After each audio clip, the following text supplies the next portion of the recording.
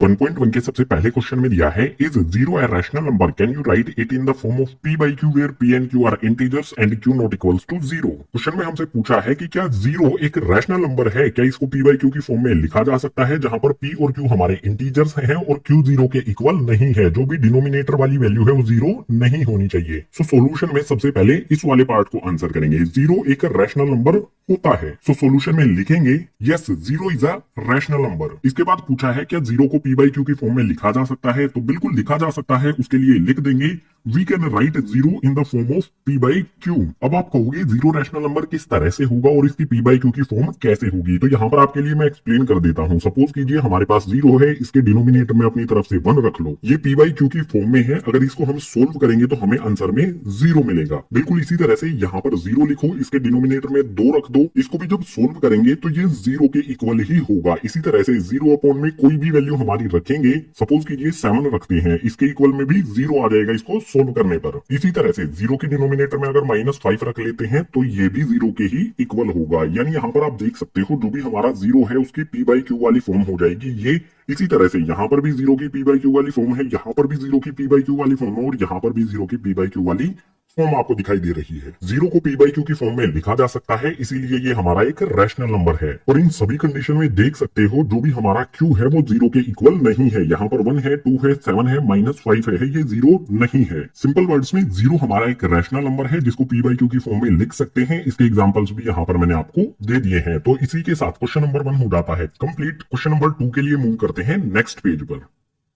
Exercise 1.1 से question number 2, इसमें है find 6 rational numbers between 3 and 4। Question number 2 में हमें दो नंबर्स दिए गए हैं, इन दोनों नंबर्स के बीच में 6 रैशनल नंबर्स हमें पता लगाने हैं। अगर आपने इंट्रोडक्शन वाला पार्ट देखा होगा तो इस क्वेश्चन को अब तक सोल्व भी कर लिया होगा। चलो सोल्यूशन पर आते हैं। सबसे पहले जो भी हमारे नंबर्स हैं इनको यहाँ पर लिखा जाएगा सोल्यूशन में। सबसे पहले यहाँ पर 3 लिख लेते हैं और कुछ दूरी पर 4 लिख लेते हैं। इन दोनों के बीच में हमें 6 रैशनल नंबर्स पता लगाने हैं। सो 6 से कोई भी बड़ा नंबर ले लो, 6 से बड़ा होता है 7। 7 को इन दोनों वैल्यूज में ऊपर और नीचे मल्टीप्लाई कर देंगे। सबसे पहले 3 में करेंगे ऊपर 7 से और नीचे भी 7 से, इसके बाद 4 में भी ऊपर 7 से और नीचे भी 7 से। जो भी हमारी कैलकुलेशन है यहाँ पर कर लेते हैं। 3 को 7 से मल्टीप्लाई करेंगे तो ये हो जाएगा यहाँ पर 21। नीचे हमारी वैल्यू मल्टीप्लाई करने के लिए नहीं है तो 7 यहाँ पर एज इट इज आ जाएगा 21 के डिनोमिनेटर में। इसके बाद 4 को 7 से मल्टीप्लाई करेंगे तो ये हो जाएगा हमारा 28 और डिनोमिनेटर में 7 एज इट इज आ जाएगा। अब जो भी हमारा 21/7 और 28/7 है, इसके बीच वाली जो भी वैल्यूज हैं उनको लिख देंगे, वही हमारा आंसर हो जाएगा। 21/7 के बाद आता है गाइस 22/7।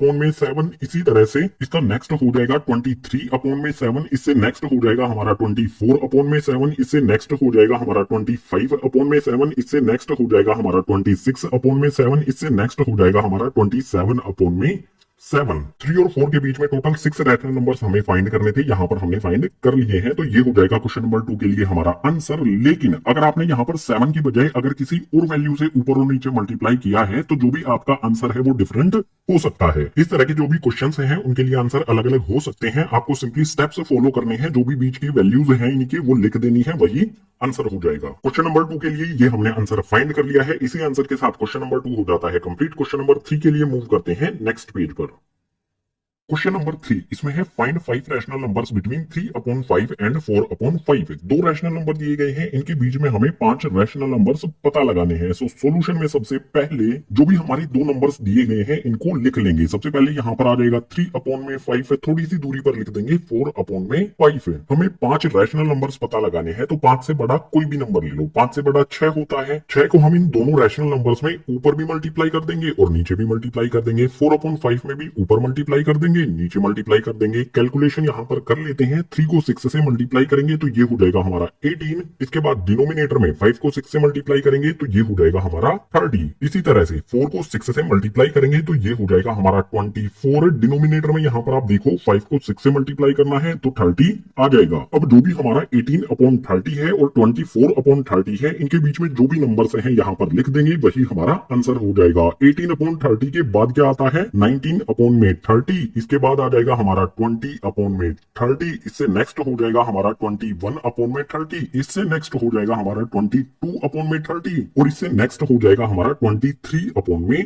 30। जो भी इनके बीच के नंबर्स थे वो यहाँ पर हमने लिख दिए हैं। यही हो जाएगा क्वेश्चन नंबर 3 के लिए आंसर। बहुत आसान मेथड है। इंट्रोडक्शन वाले पार्ट में इस मेथड को डिटेल में एक्सप्लेन किया है। नहीं देखा है तो देख लो यार इंट्रोडक्शन वाला पार्ट। इंट्रोडक्शन वाली वीडियो का लिंक आपको नीचे डिस्क्रिप्शन बॉक्स में दिया गया है। सभी की सभी एक्सरसाइज जो चैप्टर नंबर 1 में है, सभी के कॉन्सेप्ट को डिटेल में एक्सप्लेन किया गया है इंट्रोडक्शन वाले पार्ट में। जो भी हमारे ये दो नंबर्स थे, इनके बीच में 5 रैशनल नंबर्स पता लगाने के लिए 5 से बड़ा कोई भी नंबर इनमें ऊपर और नीचे मल्टीप्लाई करेंगे। जो दो नए नंबर्स मिलेंगे उनके बीच के यहाँ पर नंबर्स लिख देंगे। वही हो जाएगा क्वेश्चन नंबर 3 का हमारा आंसर। इसी आंसर के साथ क्वेश्चन नंबर 3 हो जाता है कंप्लीट। क्वेश्चन नंबर 4 के लिए मूव करते हैं नेक्स्ट पेज पर।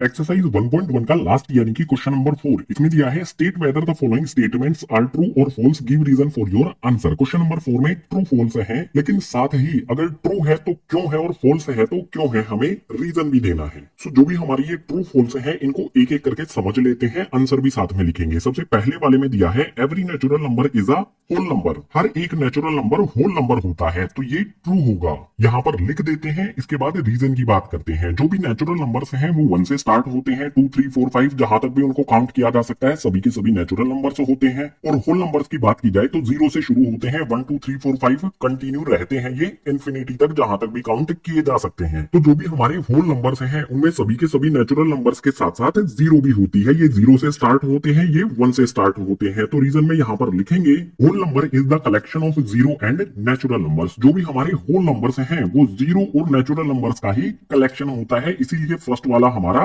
ट्रू होगा। जो भी नेचुरल नंबर्स हैं वो सभी के सभी होल नंबर्स होते हैं। इसके बाद सेकंड वाले पर मूव करते हैं। इसमें है every integer is a whole number. जो भी हमारे इंटीजर्स होते हैं सभी के सभी इंटीजर्स होल नंबर होते हैं, तो ये स्टेटमेंट हो जाएगी हमारे लिए फॉल्स। इसके रीजन की बात कर लेते हैं। इंटीजर्स हमारे पॉजिटिव होते हैं, 1 2 3 4 5 कंटिन्यू रहते हैं। इसके अलावा हमारे नेगेटिव इंटीजर्स भी होते हैं, -2 -3 -4 -5 ये कंटिन्यू रहते हैं इन्फिनिटी तक नेगेटिव साइड में। जो भी नेगेटिव इंटीजर्स हैं वो होल नंबर्स नहीं होते हैं, तो हर एक इंटीजर्स को होल नंबर नहीं कहा जा सकता है, इसीलिए ये वाली स्टेटमेंट हो जाएगी फॉल्स। और रीजन में लिखेंगे negative integers are not whole numbers. जो भी हमारे नेगेटिव इंटीजर्स हैं वो होल नंबर्स नहीं होंगे, इसीलिए हर एक इंटीजर होल नंबर नहीं होगा, इसीलिए ये हमारी स्टेटमेंट फॉल्स हो जाती है। रीजन यहाँ पर हमने लिख दिया है। इसके बाद क्वेश्चन नंबर 4 का लास्ट पार्ट, ये थर्ड पार्ट है हमारा। इसमें दिया है every rational number is a whole number. हर एक रैशनल नंबर होल नंबर होता है, तो ये वाली स्टेटमेंट भी हमारी हो जाएगी गाइस फॉल्स। इसके रीजन की बात करें तो जो भी हमारे होल नंबर्स हैं वो 0 से स्टार्ट होते हैं, 1 2 3 4 5 कंटिन्यू रहते हैं इन्फिनिटी तक। अगर रैशनल नंबर्स की बात की जाए, जैसे कि हमारा रैशनल नंबर 2/3 होगा, रैशनल नंबर्स p/q की फॉर्म में होते हैं इस तरह से। क्या इस नंबर को हम होल नंबर कह सकते हैं? बिल्कुल नहीं, इसीलिए ये स्टेटमेंट हो जाती है फॉल्स। और रीजन में लिखेंगे rational numbers like 2/3 4/5 11/2 are not whole numbers. जो भी हमारे इस तरह के रैशनल नंबर्स हैं वो होल नंबर्स नहीं होंगे, इसीलिए ये वाली स्टेटमेंट हमारी फॉल्स हो जाएगी। हर एक रैशनल नंबर हमारा होल नंबर नहीं होता है। रीजन भी यहाँ पर हमने लिख दिया है। तो क्वेश्चन नंबर 4 हो जाता है इसी के साथ कंप्लीट।